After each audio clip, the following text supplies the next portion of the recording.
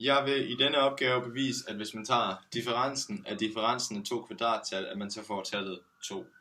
Jeg har først lige tegnet sådan en tabel her, hvor vi kan se, hvad jeg snakker om. Jeg har skrevet kvadrattallene heroppe, så har jeg skrevet tallet sat op i anden, hvordan det står skrevet sådan her, så for eksempel så 1 i anden giver 1, og 2 i anden giver 4. Så har jeg fundet differencen af de her to tal, så for eksempel 4 minus 1, det giver først 3, 9 minus 4 giver 5, 16 minus 9 giver 7, osv. Så bagefter så har jeg taget differencen af de her differencer, og der kan vi for eksempel tage, at 5 minus 3 det giver 2, 7 minus 5 det giver 2, 7 minus 9 det giver 2. Og det vil jeg så prøve at bevise rent matematisk nu.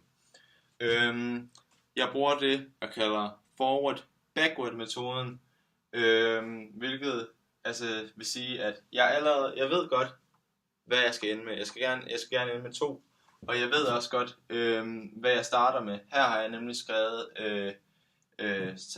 op differencen af to kvadrattal, fordi at vi herinde har vi differencen af to kvadrattal, og så heroppe har vi differencen af de to næste kvadrattal. Så for eksempel så havde vi differencen af 9 og 4 og 16 og 9, og så har vi så taget differencen af de to, og det skal gerne give 2. Men der skal lige komme nogle udregninger ind imellem. Okay, jeg ganger nu mine kvadratsætninger ud i det her regnestykke, og så skulle det forhåbentlig gerne kunne forkortes til 2.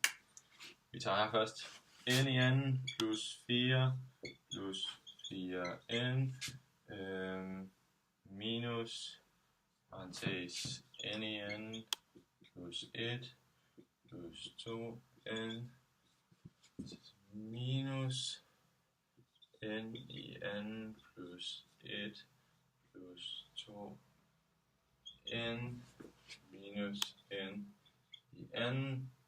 Så kan vi lige kigge på det her. Her i det her led herovre, hvis det er en parentes her, har vi n i anden og minus n i anden. De går ud med hinanden. Bum. Vi har også minus 2n her, minus 2n her, og 4n her. Det går altså også ud med hinanden. Så har vi n i anden her. Den går selvfølgelig ud med minus n i anden her. Så det eneste vi har tilbage, det er 4 minus 1 og minus 1 til at stå tilbage. Og tilsammen giver det jo faktisk 2. Så det her det giver rent faktisk 2. Og så har vi bevist det. Jeg vil nu bevise, at det tredje og fjerde kvadrattal, altså 9 og 16, er de eneste to kvadrattal, der giver det næste kvadrattal. Jeg har startet med at skrive det jeg gerne vil bevise op, at n i anden, som jo er det første kvadrattal jeg skal bruge, og så plus det næste, altså n plus 1 i anden, det skal gerne give n plus 2 i anden, altså det andet næste, altså det de tilsammen skal give.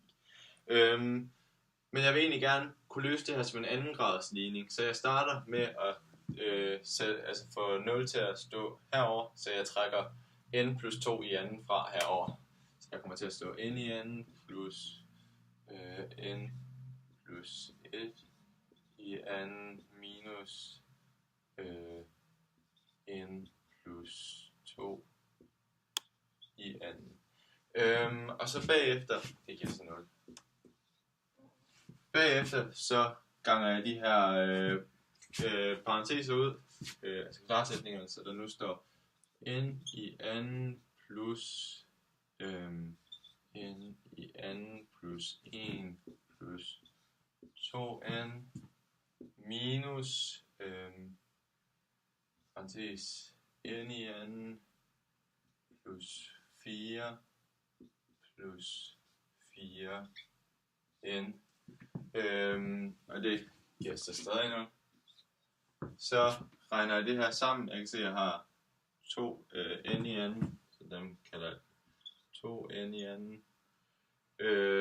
Så kan jeg se, at minus 4 plus 1, det giver minus 3. 2n minus, det er minus 2n. Og så har jeg så også lige en n i anden her, som der bliver trukket fra. Så det er egentlig bare n i anden, der er tilbage at stå her. Så min kvadratsætning lyder på n i anden minus 3 minus 2n. Jeg har nu skrevet 2 sætninger op, som jeg skal bruge til at løse ligningen med. Den her, den løser ligningen, og den her diskriminanten skal jeg bruge i sætningen for at løse ligningen. Så jeg sætter mine kendte værdier ind i den her sætning, eller formel. Så D er lige med B, som er minus 2, i anden minus 4 gange 1 gange minus 3. Det giver så 16, så D er lige med 16. Så sætter jeg så mine værdier ind i den her. Så N er lige med minus B, det er så faktisk det er 2 plus, og så kvadratroden er 4, nej, kvadratroden er 16. Først skal vi sige, det giver så 4, og så over 2, det giver 3. Den anden mulighed, det er, hvis vi siger minus, så igen 2 minus 4 over 2. Det giver så minus 2 heroppe, og minus 2 over 2, det giver minus 1. Men vi har ikke noget kvadrattal, der er det minus første, så den kan vi ikke bruge til noget. Dermed er løsningen det tredje kvadrattal, som er 9. Så 9 plus 16, det giver os 25. Dermed har vi bevist, at det tredje kvadrattal plus det næste er lige med det næste. Jeg vil nu bevise ved induktion, at summen af det endte kvadrattal er summen af de første n ulige tal.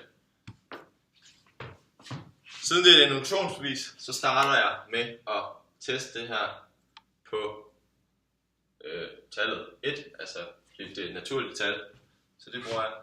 Så jeg skriver her, at n er lige med 1. Så sætter jeg 1 ind på n's plads her, så vi siger 1 i anden, og så skal vi faktisk allerede til at bruge den her nu. Så der står 1 i anden er lige med 2n minus 1, og det giver jo, hvis vi sætter 1 ind her, så står der 1 her. 2 gange 1 minus 1, det giver 1. Tada! Det er rigtigt, fordi at 1 i anden, altså 1 gange 1, det giver 1. Nu vil jeg så bevise, at n plus 1, det også gælder for det her. Så vi starter med at skrive op, at 1 plus 3 plus plus 2 n minus 1. Så har vi først det, men vi skal faktisk have plus 1 med, så vi skal have det næste trin i det her. Så dermed så skal vi have 1 til af dem her.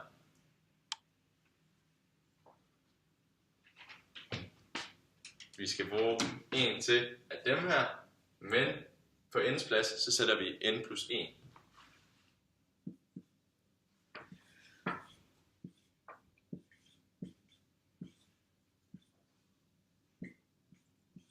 Yes. Så har vi altså n plus 1 i anden her. Jeg har allerede her, så har jeg n i anden, så det kan jeg lige skrive først.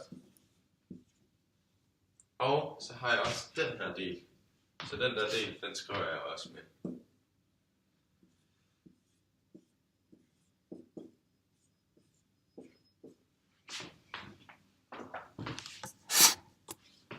Sådan der, okay. Voilà, sidste parentes, ja. Så nu skal jeg skrive det her om, så det bliver nemmere at læse, og sådan så jeg kan færdiggøre mit bevis. Jeg ganger nu mine værdier ud fra parentesen her, for at jeg kan regne videre på mit bevis.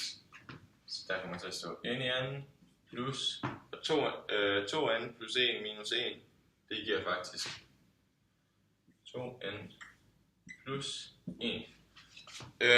Det her, det er det samme som kvadratsætningen, fordi hvis man har brugt produkter i en kvadratsætning, så vil man få det her faktisk.